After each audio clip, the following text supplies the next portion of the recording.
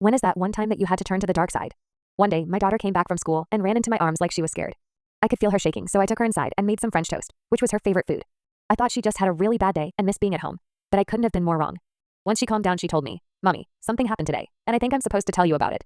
An uneasy knot formed itself in my heart when she told me that the school counselor had called her into his office for a special game. He handed my daughter a stuffed unicorn and told her that this new game was very popular with the children, which made my daughter excited and eager to learn. Then, the counselor made her point the unicorn between his legs and push on it repeatedly. My daughter told me how he made weird faces at times, and then closed his eyes and leaned back towards the end. I was so horrified and felt a wave of nausea rush through my body, so I had to go to the bathroom and throw up. What kind of sick person would make a 7-year-old girl do this kind of thing? Not to mention he worked at a school, and it was me who willfully sent my daughter near his vicinity. I kept bouncing between blaming myself and wanting to burn the entire world. My husband was no longer with us, so it was up to me to stand up for my daughter.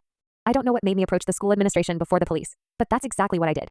And the school administration laughed at me, saying that my daughter was clearly playing a prank.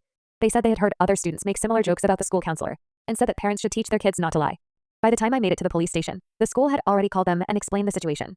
They thought I was a crazy mother who was trying to give merit to my daughter's filthy lie.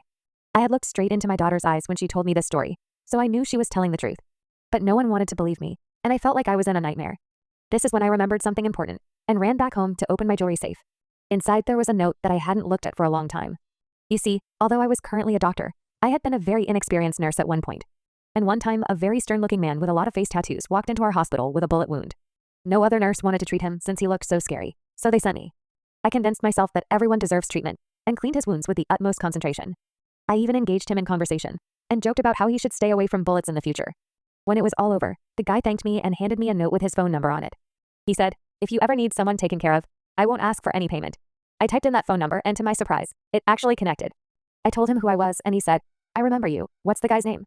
I told him everything, and I said that even though the guy was a school counselor, I wanted him to experience the full consequences of his actions. I never paused to consider that I was borrowing help from someone who dealt in lives. I just wanted some justice after watching my daughter hide under the bed.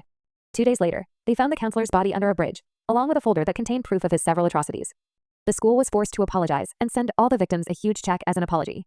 But to me, the letter which said, "It's over," was far more important.